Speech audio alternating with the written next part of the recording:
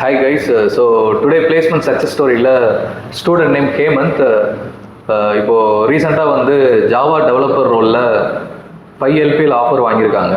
So congrats. Okay, thank you sir. Okay, so உங்களை பற்றி நீங்கள் சொல்லுங்கள். ஓகே, என்னோட பேர் ஹேமந்த். நான் வேல்டெக் யூனிவர்சிட்டியில் படிச்சிருக்கேன். 2025 லாஸ்ட் டூர் இந்த ஜாவா டெவலப்பர் கோர்ஸ் வச்சு பண்ணேன்.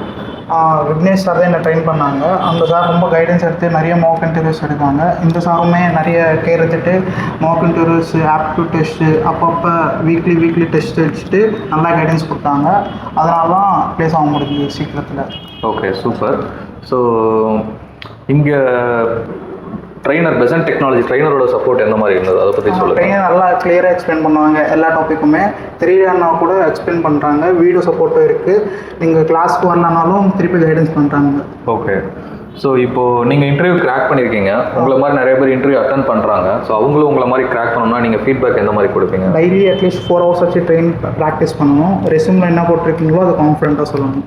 ஓகே, ஸோ இப்போ நீங்கள் இன்டர்வியூவில் மெயினாக எந்த மாதிரி டாபிக் பேஸ் பண்ணி உங்களுக்கு கொஸ்டின்ஸ் இருந்தது? ஜாவாலன்னா மெயினாக ஊப்ஸு, எக்ஸப்ஷன் ஹேண்டிலிங்கு, பேசிக்ஸில் மட்டும் கான்ஃபிடென்ட்டாக இருக்கணும். பேசிக்ஸாக ஃபஸ்ட்டு ஃப்ரெஷருக்கு போய் எதிர்பார்ப்பாங்க. Okay, so all the best, நல்லா பண்ணுங்கள். ஓகே.